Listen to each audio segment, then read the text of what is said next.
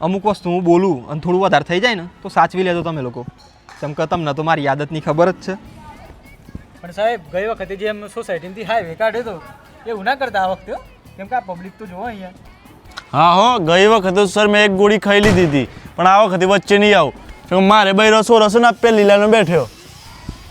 સાહેબ આ કઈ જગ્યા છે એ ખબર છે તમને? અરે ગઈ વખતે કર્યું હતું એવું જ. ના ના, મારી જનતાને બધી ખબર જ છે. એવું કશું કહેવાની જરૂર જ નહીં. ગઈ વખતે આપણે વીજળીની બચતની વાત કરી હતી.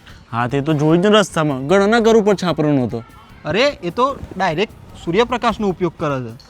પછી આપણે પાણીની બચતની વાત કરી હતી. હા તે જોયું જ ને રસ્તામાં હાઈવે પર ખાડા કરે એમાં પાણીની બચત કરી છે.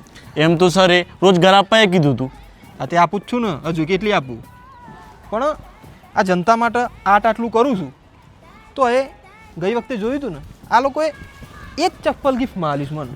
એ તો સાહેબ મેં કેચ કરી લીધી એટલે, બાકી લોકોને તે ઉઠ લાગતું ને કે કોઈ છૂટું ચપ્પલ માર્યું છે. સારું, હવે સ્ટેજ પર જવાનું છે તો રેડી થઈ જાઓ. અને તું ધ્યાન રાખજો, આ વખતે એ કઈ સ્ટેજ ઉપર ચડવું ના જોઈએ. અરે હા ને, ગઈ વખતે પેલો ભાઈ સ્ટેજ ઉપર આવ્યો, ગાલ ઉપર તાલી આપીને જતો રહ્યો. અમારા નેતા કેવા એ તો ગમે તેવા